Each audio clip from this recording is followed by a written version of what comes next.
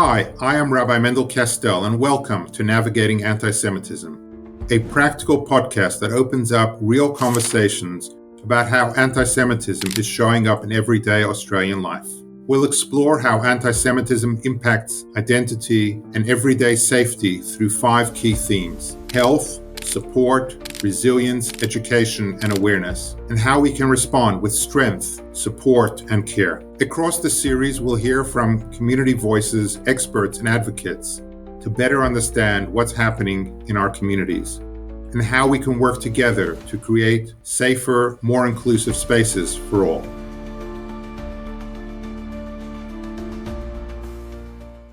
Welcome, Kate. We're really excited to have another episode talking about how we can support people who are experiencing anti-Semitism. Today, our guest is Dr. Kate Gould, a clinical neuropsychologist, researcher, and podcast host. Dr. Gould specializes in brain injury rehabilitation, has worked extensively with trauma and mental health across clinical and academic settings. She's a senior research fellow at Monash University, where she leads research into psychological and behavioral impacts of brain trauma, and is the founder of Thinkfully, a practice grounded in values-based therapy. She has also worked closely with Jewish communities and university students to understand the emotional toll of discrimination and to support psychological recovery. I'm Rabbi Mendel Kastel, CEO of Jewish House, where we are a crisis organization helping people who are experiencing all kinds of different crises. And at the moment, we're doing quite a bit of work in supporting people who are experiencing anti-Semitism. In doing that, we've got our platform, therapists, etc., and a whole team who are there ready to help. So it's great to have you, Kate, and we'll have a bit of a conversation around your work and understanding how it affects people in the community. Thank you, Rabbi Mendel. Lovely to be on your program. Thank you. So understanding the psychological load and how it affects people. So we know that repeated discrimination, especially when subtle, can take a real emotional toll on people. And from your perspective, what does that toll look like in your experience psychologically and in someone's day-to-day life? I think as a community, we're all, particularly in Australia at the moment, dealing with a much more significant increase of anti-Semitism for many people in our whole lives. And that has been quite confronting. And it's quite a serious situation for many of us to experience this. It can be shocking. It can be hard to know how to make sense of what's going on. A whole range of different emotions can be triggered. People could be very nervous and afraid and worried and anxious, quite stressed and even panicked. Some people can experience feeling quite numb and avoidant, inattentive and distracted because it's quite a lot to kind of process. For some people, confused, unsure, a bit ambivalent, can be feeling really bewildered and even overwhelmed. And others might feel combative, defiant, frustrated, angry, irritable, and aggressive. And all of these emotions are very understandable, valid responses. Some people feeling really sad, down, guilty. And there might be others who feel quite okay and not really affected at the moment. And that sort of demonstrates the whole range of different emotional experiences that are very normal. For some people feeling really optimistic. And when we are affected by, I guess, ongoing exposure to anti-Semitism, we know that that's not happening in a vacuum. That's not the only issue we're experiencing with potential discrimination. It's compounded by lots of other factors of our general stresses of life and our personal situation. But as we know, there's also a lot of worry and concern about how we're affected by what's happening in Israel and the hostages and whether we have family or friends there, and our responses to what's happening in Gaza, our empathy for suffering of innocent people, and all the international attention and issues. We're also still affected, many of us, by remnants of the COVID years and about cost of living. So you're layering up all of those stresses, and that affects how we're coping with everyday anti-Semitism and discrimination. And so for some people, that adds up to a lot, and their emotional coping cup might actually be quite full or overflowing. And for some people, they are able to manage this in an appropriate way. The sort of signs that you might see if someone is really struggling and it is getting quite overwhelming and they're dealing with that chronic stress is that it might be affecting their sleep, finding it difficult to get to sleep or waking up in the middle of the night or too early. Some people might feel quite agitated, have difficulty concentrating, and that could affect how you're able to manage your everyday roles and activities, like being able to work and be a family member. We know some people are very hypervigilant as well, so really on the lookout for any sort of sign and interpreting everyday scenarios with a kind of fearful way. And in some ways that can be warranted because the anti-Semitism and opportunities where discrimination is happening is happening in our everyday life in so many physical places, in the city, in our suburban streets, in our attacks against homes and shuls and schools, politicians' offices, Jewish businesses, restaurants, and university campuses. So that makes it hard to feel safe as we're going around our everyday life. So overall, a real sort of sense of safety has been really ruptured for many, many people.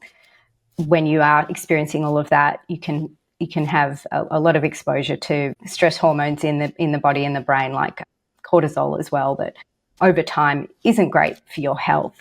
So it is something I think as a community we need to be mindful of for ourselves and others in our families and friends. So how do people typically present, or what are things that people should look out for? So you said, different people can experience the same thing, but how it presents for them or how they cope with it is different. And, that might be resilience and might be past trauma. It can be a whole bunch of different things that can play into it.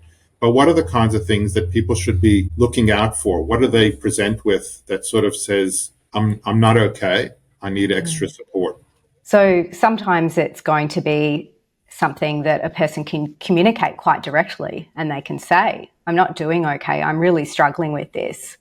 Sometimes it's more about overt behaviours and things that you observe in them. So that can be the kind of disengaging, more avoidant, antisocial, quieter than normal. So a real change from how they typically are, or just struggling, making mistakes, difficulties concentrating, or the other way, more irritable, less controlled and regulated in their behaviour and emotions, lashing out, blaming others. It can really depend on how you're dealing with this, but also how you tend to deal with stress and trauma and difficulties in your life. People who may be quite good in coping with difficulties and have a lot of resilience and coping skills that they can draw from are likely to be managing this better and can serve as real kind of role models to demonstrate to their peers and others in our community how they are reframing what's going on and making sense of it, and looking out then for people who aren't doing so well. So I guess, the things to look out for are things, where your mood sort of changes and it's going on for a little while. Obviously, drinking too much is probably not a good thing either.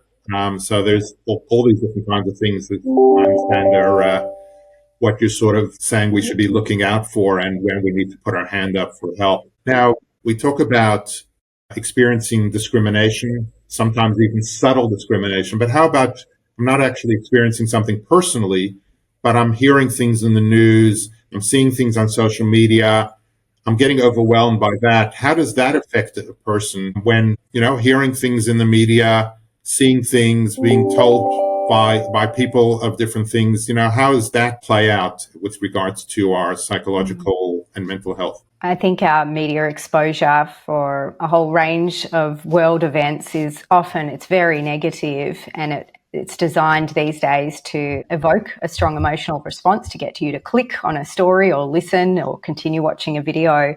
And many people, before all the kind of issues over the last year and a half, have been caught in behavioural patterns of doom scrolling, and really that can affect the way we attend to information, so that we are more likely to pay attention to negative stories and can internalise that.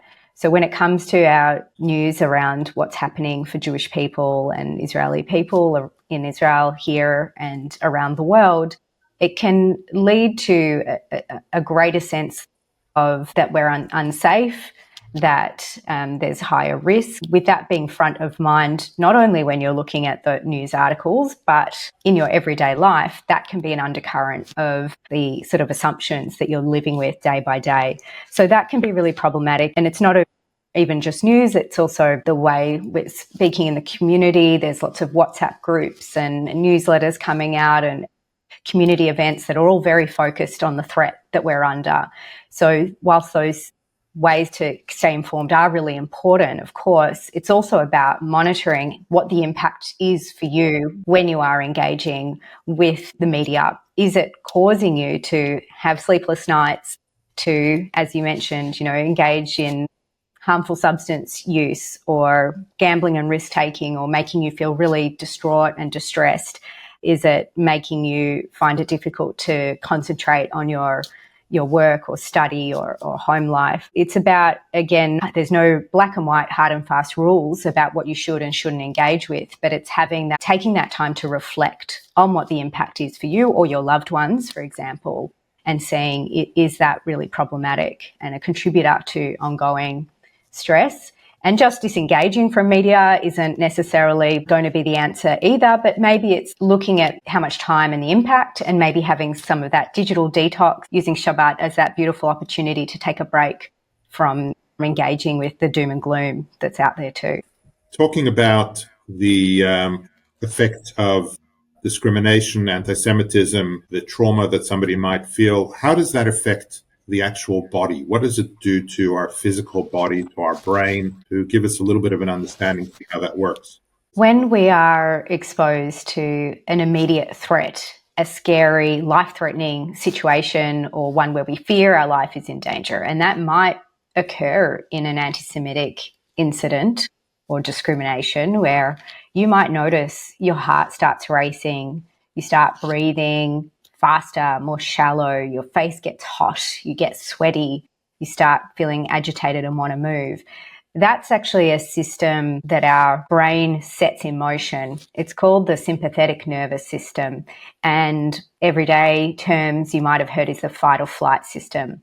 And that is a really important system that helps us survive scary situations or life-threatening situations by using all the body's resources and distributing them to help us take action, to run away, to fight. So all our blood and energy is going to go to our legs and arms and our lung and our heart to be able to get us to move. And that's something that in our brain, our limbic system, our amygdala, our kind of very core, more ancient parts of our brains help us to do. And it's a system that works very fast because we need it to work fast to survive. That is very useful in an acute stress situation where there's a real threat. When we're dealing with more chronic levels of stress and discrimination and worry, that system that is designed for just a very short time can stay engaged. And by continuing to experience high levels of physiological stress in our bodies, that can be really problematic on a number of different health systems. And so instead, we need to be able to recognize what our system is doing. Are we in that heightened state or fight or flight? Is that going on all the time? Are we finding it hard to sleep and relax and concentrate, and we're on edge? And we actually need to then shift to the rebalancing system that's called the parasympathetic nervous system, or sometimes called rest and digest. Because in our evolutionary history, if a human being was exposed to something threatening, we have this system that does help us respond in the moment to fight an enemy or a predator animal or escape from a scary environmental issue. And then we need to unwind and let our body and our brain recover. So we can do that ourselves through breathing, slow breathing and relaxation and mindfulness. But we need to sometimes bring some awareness to what our system is doing. And also if our fight or flight system is being triggered, too often and unnecessarily. And that's where we have our front of mind, our prefrontal cortex involved. That is a slower system to engage, but it processes information and scenarios much more deeply to allow us to plan and organize a response and regulate our behavior.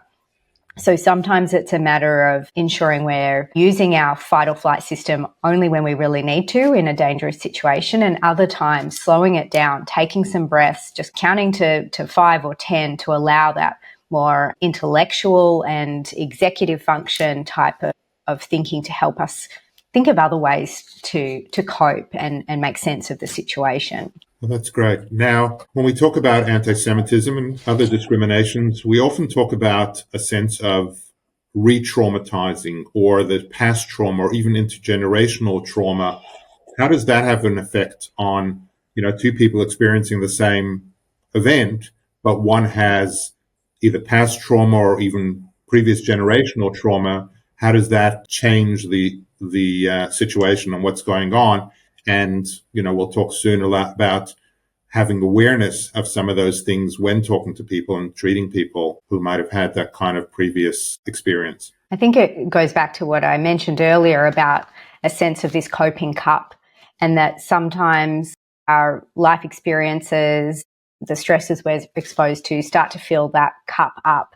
And that can be the case with previous trauma, other mental health issues or significant health issues, and whether you've got that experience of intergenerational trauma, which can be really below the surface and not necessarily something that you're acutely aware of, but might have really influenced how you perceive stresses and how you cope and make sense of the world around you. And that can then also result in more sensitivity to these sorts of triggers that are going on in everyday life. And I think for many of my generation, third generation Holocaust survivors, second generation survivors who have grown up our whole lives with real stories of family members and what they've gone through, when we have been internalizing those fears and those stories about this being something that can happen in reality, even though it was generations ago, it still is alive in our minds. And so rather than a paranoia about this, this will never happen, and if you're worried about it, you're overthinking it, these kinds of examples of anti-Semitism, they are really bringing to the surface those fears and those stories that we have held on to in a very kind of deep way, and that kind of intergenerational knowing we have about our place and our safety in the world,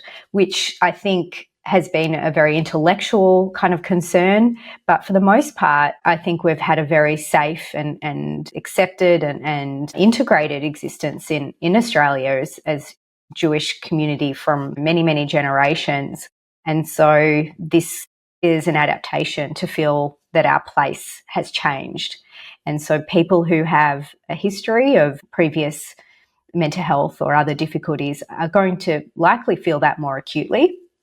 That being said, that doesn't mean that they are suffering more or distressed more, because potentially, because of any previous difficulties, they might have engaged more with self-discovery and coping and therapeutic supports to learn how to better manage stress. So again, it really depends on not only your stresses, but your skills and your coping. And it's when there's a real mismatch in the demands and stresses that are being placed on you and your coping and resilience and supports that you are going to see that kind of overflow of the cup. So you're trying to find ways to increase the capacity of what you can cope with. You've been doing a lot of work with students and being able to support them and understand some of the issues. What's your feeling generally of, as a therapist and a mental health professional, do you feel that generally people would have that cultural awareness or ability, particularly to recognize the impact of anti-Semitism? And with that, what should practitioners be doing differently when they're working with particularly culturally and religious diverse clients? And in our case, specifically Jewish clients? So in terms of how well equipped the younger generation are to cope with this changed world, I think this generation, more than any other in the history of humanity, are much more psychologically aware and educated. And I think that's a real positive, that from generations ago, the stigma there was around mental health has really dissolved as society has become more accepting and knowledgeable about how common mental health issues are, that it can be, 1 in 5 over a single year and 1 in 2 over a lifetime in Australia to experience mental health issues. So this is no longer something to be ashamed of. It's a very common part of existence now. And so I think I'm really impressed by the younger generation and the students at how well they are able to sort of openly engage with supports and with each other. And I think as a community, we have seen that this external threat has made us come together as a much stronger community who are having to and sort of forced to reckon with our identity as Jewish people and find ways to be able to continue to engage with the values we have as Jewish people, as a community, as individuals. And that's something that I try to promote, as much as there is all of this fear and these real threats, that we also acknowledge and encourage the strengths and supports we have psychologically as well. So what should practitioners be doing differently when they're working with specific cultures and religions, people from different kinds of backgrounds? Is there a specific kind of competency or homework, etc., that therapists should be doing to be able to really deliver the service? With AHPRA, our Australian Health Regulation Agency, recently announcing that there is going to be a new code of conduct for psychologists. One of the big features of this new code of conduct is around respectful and culturally reflective practice. And what that means is that clinicians, therapists, psychologists are really mindful and aware of their own values, attributions, and culture, and ensuring that they understand that, while also having some clear boundaries about protecting any impact on their work with individuals. But most importantly, that psychologists bring to their practice a very clear respect, acknowledgement, and practical steps around the culture and values of the individuals that they support, to ensure that we are, as practitioners, really meeting the individual cultural needs of our clients and patients. And when you think about that from a Jewish cultural perspective, it's really important to appreciate that we are not a monolithic religion or culture. And it's important that we don't make assumptions about what Jewish culture and experience and impact of anti-Semitism, for example, is on an individual. We bring to our work a cultural humility, so that we're really appreciating that there are many different ways that your Jewish identity, values, religion is integrated into your person, your identity, and your well-being. Rather than making assumptions, it is more relevant to show curiosity and inquire with the person about what being Jewish might mean to them and how they might be affected or not affected by what's going on in the world. And that might mean also bringing to the work just a broad and general understanding that there is an impact on the Jewish community. Not everyone is aware of that or pays attention to those sorts of world events or local events even. So that doesn't necessarily mean you need to study up on every incident and be across all of the media and events, but to just acknowledge that there's a broader context in play that is likely having some small or large impact on an individual. Yeah, we've been doing a bit of work at Jewish House, being able to create awareness through our chaplaincy page or our Navigating Anti-Semitism page to provide some cultural information. I understand you've been doing a bit of work in Victoria with some of the psychologists and the students that you teach. Maybe tell us a little bit about that. I think we at my university, we do have students in training as psychologists. We call provisional psychologists, who are in Jewish settings. And even if they're not in Jewish settings, in the broader community, given we do have such a large Jewish population, they are likely to encounter Jewish people in their work. And we had a session, a cultural awareness session on Jewish culture from the JCCV in Victoria, around an understanding of the history of Jewish people in Melbourne, for example, and in Victoria, and the experiences of the Jewish community, and the strengths and the joys and the beauty of the culture that we have. So it wasn't necessarily focused on anti-Semitism or world events or Israel events. And I think that's really important, that for some people who maybe hadn't had a lot of exposure before to Judaism, they might understand Judaism within the context of war and conflict. And so bringing back into focus that we are a culture and a community here independently of the issues that are going on, I think is really important. And it was a really positive session, really well attended by staff and students and psychologists, and is trying to create a positive culture around not just Jewish people, but about being engaged with people's culture, because our workplaces, our communities are so diverse, and that's a real strength of living in Australia. And I think it takes work to ensure that diversity is well functioning. And we can see that there are obviously negative forces at play in our communities. And I think we can all take opportunities to improve the culture. So I'm just doing that in my setting, where I can have some small influence. And I would love to see that we're all trying to find small ways for ourselves or our community to indicate positive ways of our culture and integration with others as well. I think that's great. And I think it's good that therapists are taking the time to be able to learn about the culture and the kind of people that they're supporting. So it gives the client that much extra feel of not having to tell their story and trying to teach somebody something new. The therapist takes the time to be able to get a bit of an understanding. Sure, if they're not from a Jewish background, they may not have experienced it in the same sort of way, but at least a client feels that you've taken that time, you're interested in what's going on for me. And I think that, that's very positive.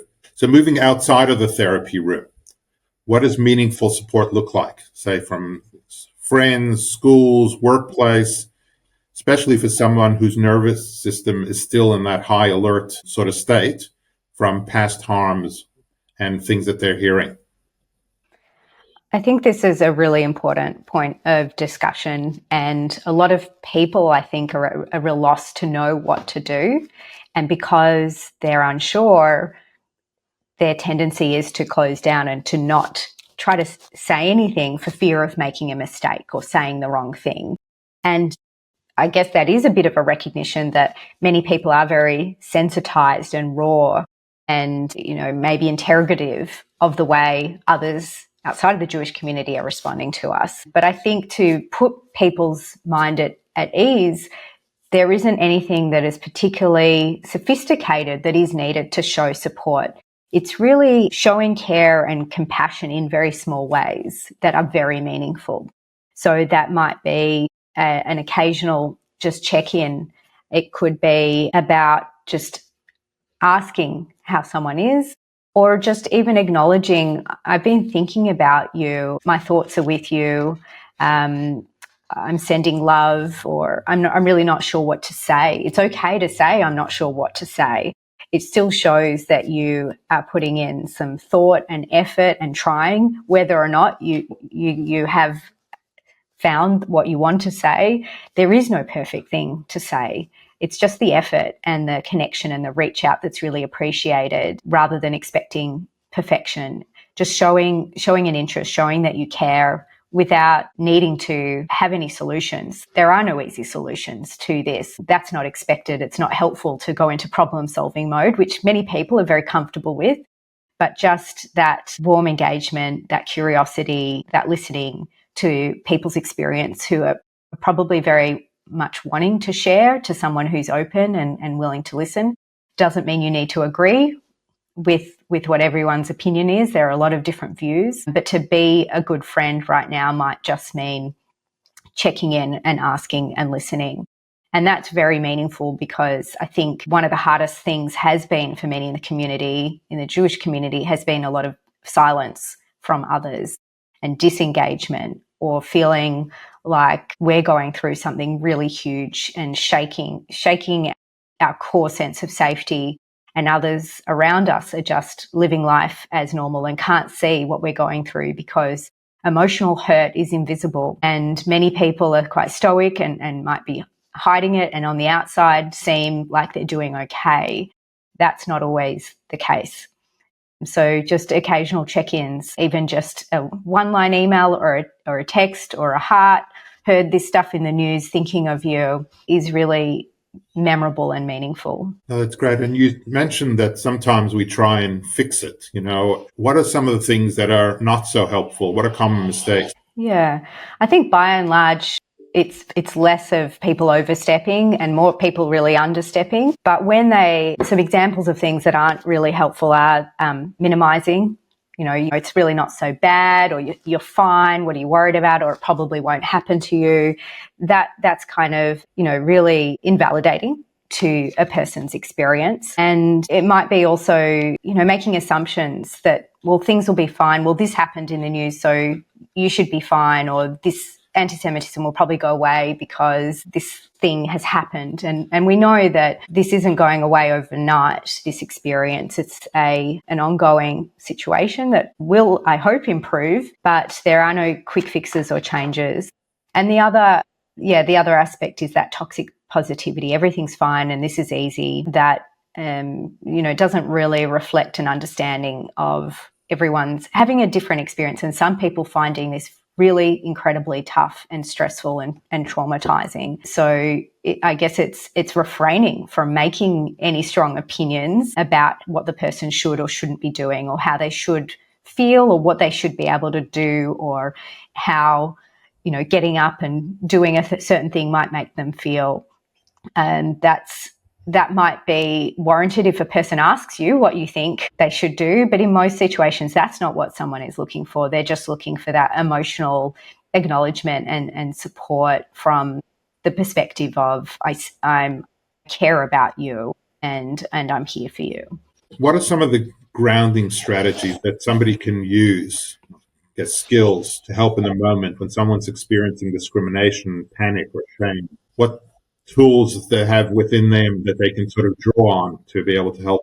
I think as Jewish people, we become really galvanized each and every time, and with every generation that we go through the challenges, the wars, the Holocaust, the distress, and we don't forget. But over time, we process, we reframe, and we even repackage what we've gone through. And I think it's a beautiful feature that I've been reflecting on within Jewish culture and practice when we think about our traditions around Jewish festivals, many of which have themes of destruction and expulsion and slavery, that we have these beautiful practices relating to how we express this trauma through our food. So, for example, we have hamantashen we eat at Purim, delicious. We light candles at Hanukkah, a beautiful, spiritual, and very much kind of in the moment, mindful practice. We eat charoset to remember labor and slavery. And this is the fabric of the stories that we share, and the foods and the practices and the traditions of every year, and every story for each year. And I think with the current challenges that we're going through, we are still in the middle of this story.